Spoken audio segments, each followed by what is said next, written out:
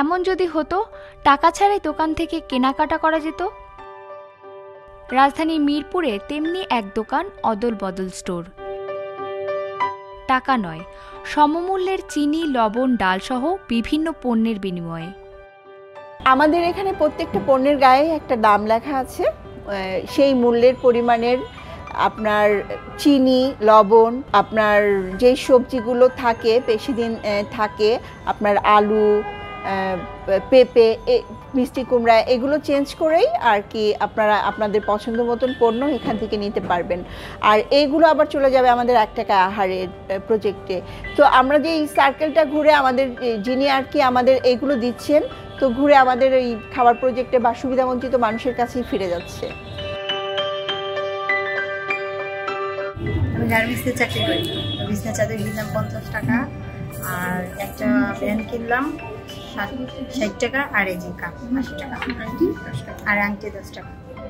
টাকা দিয়ে যেহেতু এটা আমি একটা বস্ত্র কিনলাম, এই টাকাটা দিয়ে আমি এখানে কিছু খাবার দ্রব্য কিনে রেখে যাব।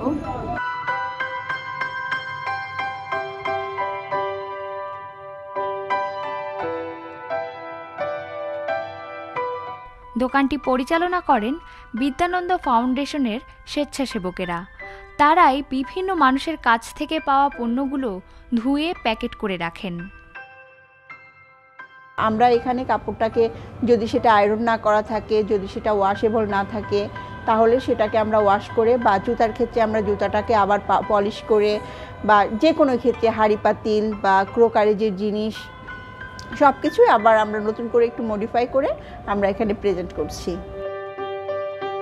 কেউ চাইলে তার বিয়ের শাড়ি ও শেরওয়ানিও নিতে পারেন, তবে সেক্ষেত্রে বিয়ের কোনো প্রমাণ দেখাতে হবে। এখানে যারা পণ্য কিনতে আসেন তাদের ফোন নাম্বার বা সিগনেচার আমরা রেখে দিই, যাতে নেক্সটে তারা এটার অপব্যবহার না করতে পারে, এবং একজন পুরো মাসে 2 বার পণ্য কিনতে পারবেন।